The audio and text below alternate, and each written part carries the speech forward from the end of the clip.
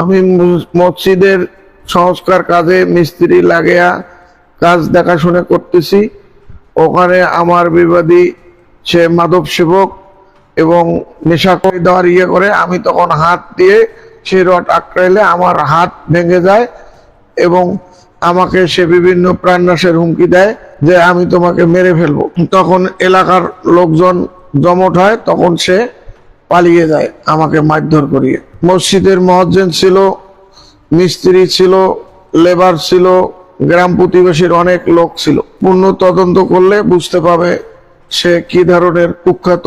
আমার হাতে ও রড দিয়ে মেরে ভেঙে দিছে। সকাল 11 ঘটিকার সময় লোকজন ওর চিল্লামিল্লা শুনে লোকজন আসছে। দলীয় কোনো ব্যাপার নাই, সে কোনো রাজনীতির সাথে জড়িত না। আমি রাজনীতি করি, আমি বিএনপির ওয়ার্ড সদস্য।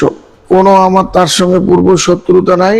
ও প্রায় এলাকার লোক মারধর করে এবং এলাকার লোক আমাকে বিচার দিতে আসে। আমার ওয়াইফ মহিলা মেম্বার বিচার দিতে আসে, এই ক্ষোভে আমাকে ও মারতে আসছে।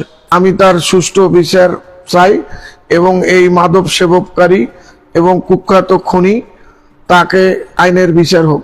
আমি তো ওখানে খালি অবস্থায় ছিলাম, মসজিদের কাজের জন্য গেছি।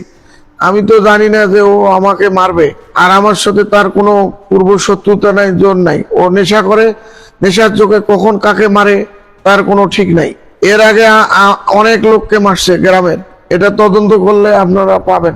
গরিব মানুষকে মারলে তারা ভয়ে তার কথা বলে না। মাদক সেবক সে কখন কাকে মারি ফেলে সবসময় হাতিয়ার নিয়ে বাইরে হয়। আমার শরীরের অবস্থা খুব খারাপ, আমার হাতের কবজির মধ্যে ভেঙে গেছে, আমি ব্যথায় বাঁচতেছি না। চিকিৎসা সদর মেডিকেলে গেছিলাম, লালমনিরহাট সদরে চিকিৎসা নিয়েছি এবং এক্সরে করছি। সদরে মারামারির পরেই গেছিলাম, এটা এক্সরে করছি। এক্সরেতে দেখেন আমার হাতটা কিভাবে ভেঙে দিছে।